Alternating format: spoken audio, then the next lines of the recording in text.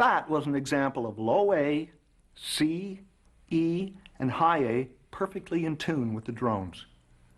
This combination of 4 notes is known as an arpeggio, and grouping chanter notes into 3 different arpeggios provides us with a useful order in which to hear these notes. Now that we've set up low A and high A correctly, we're going to look at C and E, which are the other notes in the A arpeggio. The A arpeggio is the easiest group of notes to hear accurately against the drones. So this is why we'll start here. To tune C and E, we need to start with one drone tuned perfectly to low A. For now, I've corked off the bass and tenor drones as we did previously. The outside tenor drone will be tuned to low A before I listen to C and E. This is very important, and your ability to tune your chanter will be very limited until you can tune one drone to low A. I'm going to use a chanter that is not so well tuned to demonstrate how I assess the tuning of C and E, and then we'll talk.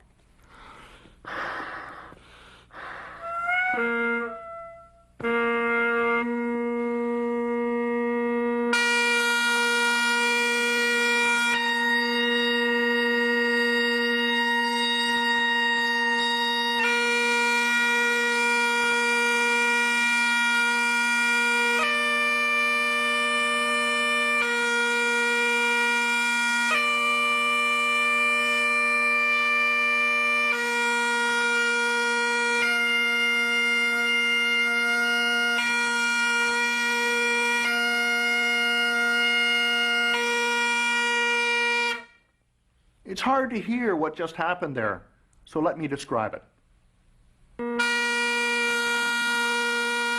First, I tune my outside tenor drone to low A. That's very important.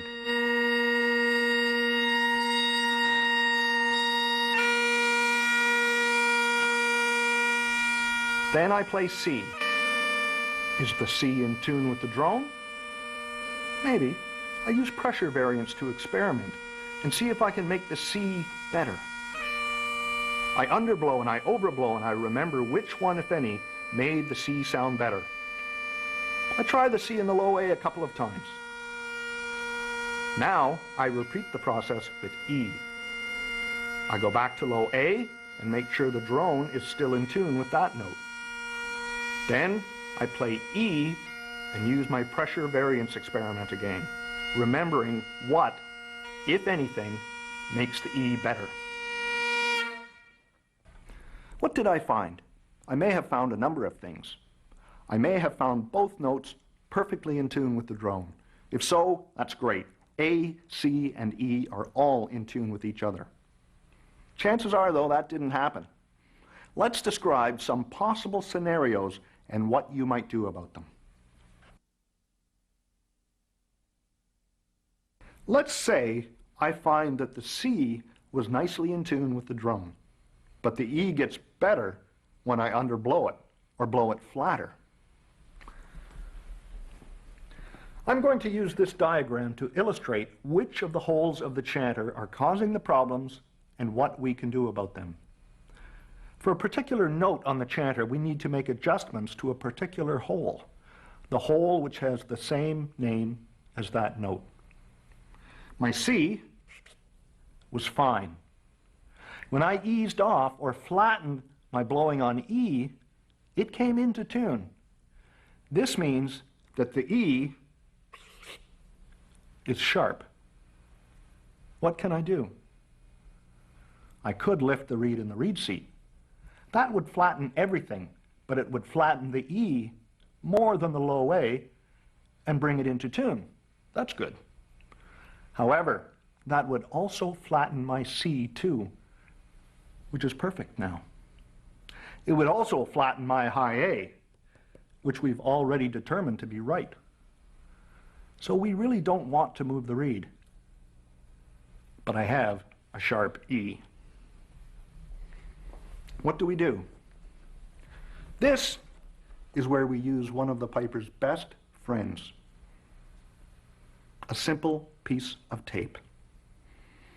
A piece of tape applied across the top of the hole flattens a note very slightly by increasing the distance between the reed and the hole. Remember, the longer the tube, the flatter the pitch. We'll use a short, narrow piece of tape, electrician's tape, or some kind of surgical tape, our favorites. I'm going to put a piece of tape across the top of the E-hole. As you can see, you need very little tape to flatten the pitch of a note. The more of the hole you cover, the flatter the note will become. You should rarely have more than 1/3 of the hole covered. Once we apply tape to our slightly sharp E, we'll need to test it against the drone again. Be sure to tune that drone to low A first. Then listen to C and E, overblowing or underblowing slightly as required. You may have to adjust the tape to get it right, but it should help you to get your low A and E in tune with the drone. At this point, you should now have A, C, E, and high A in tune with each other.